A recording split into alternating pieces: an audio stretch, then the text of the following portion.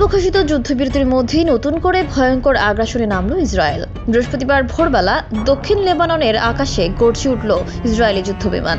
একে একে বোমা হামলা চালিয়ে ধ্বংস করে দেওয়া হলো লেবাননের নাবাতিয়েহ অঞ্চলের বহু গুরুত্বপূর্ণ স্থাপনা। যুদ্ধবিরতির ঘোষণা হওয়ার পর এই প্রথম এত ব্যাপক হামলা চালালো ইসরায়েল। যুদ্ধবিরতি তো ছিল, কিন্তু কি ছিল তার সত্যিকার অর্থ? ইসরায়েলি সেনাবাহিনী জানিয়েছে তাদের লক্ষ্য ছিল হিজবুল্লাহর স্ট্র্যাটেজিক ইনফ্রাস্ট্রাকচার সাইট। তবে হিজবুল্লাহ এখনও কোনো প্রতিক্রিয়া জানায়নি। তাদের দাবি, যুদ্ধবিরতির শর্ত অনুযায়ী তারা দক্ষিণ অঞ্চলের সব বাহিনী প্রত্যাহার করেছে। এমনকি সেদিন রাতেই তারা বলেছিল, এই সংঘর্ষে আমাদের পক্ষ থেকে কোনো সশস্ত্র তৎপরতা নেই। তাহলে কেন এমন হামলা?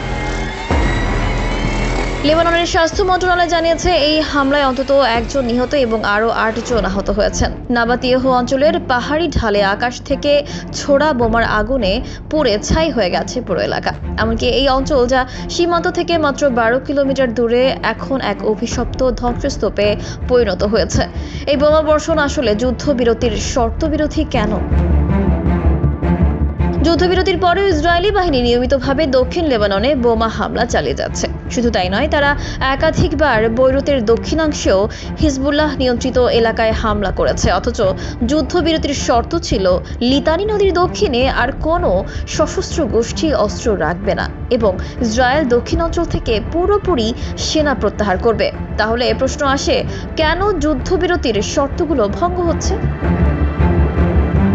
বাস্তবতা হলো, এখনো দক্ষিণ লেবাননের 5টি উঁচু পাহাড়ে ইসরায়েলি সেনাদের উপস্থিতি রয়েছে। একদিকে তেল আবিব দাবি করছে দুবার লেবানন থেকে তাদের দিকে রকেট ছোড়া হয়েছে, যদিও হিজবুল্লাহ দাবি করেছে তারা এই সব অভিযোগ অস্বীকার করেছে। যুদ্ধবিরতি ভঙ্গের প্রশ্ন উঠেছে, তবে প্রতিক্রিয়া কি হতে পারে? হিজবুল্লাহর নেতা নাঈম কাসেম জানিয়েছেন তারা যুদ্ধবিরতির শর্ত অনুযায়ী আর কোনো অস্ত্র দক্ষিণ লেবাননে রাখে না। তবে লেবাননের নিরাপত্তা বাহিনী বেশ কিছু ফিলিস্তিনি গোষ্ঠীর সদস্যকে গ্রেফতার করেছে, যারা যুদ্ধবিরতির পর রকেট ছুড়েছিল বলে অভিযোগ। যুদ্ধের এমন একটি পর্যায়ে আমরা কোথায় যাচ্ছি? রকেট হামলার পরে ইসরায়েল আবারও বৈরুতের দক্ষিণাঞ্চলে ব্যাপক বিমান হামলা চালায়। এখানে যেন নতুন একটি যুদ্ধের সূচনা হয়ে দাঁড়িয়েছে। কোনো ঘোষণা ছাড়াই আগুনের বিস্তার প্রতিদিন বাড়ছে আর উত্তেজনা পুঁথিগত হয়ে উঠছে।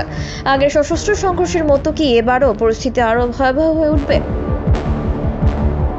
গত বছরের যুদ্ধের সময় ইসরায়েল হিজবুল্লাহের হাজার হাজার যোদ্ধাকে হত্যা করেছিল এবং সংগঠনটির শীর্ষ নেতাদের একাধিককে নির্মূল করেছিল।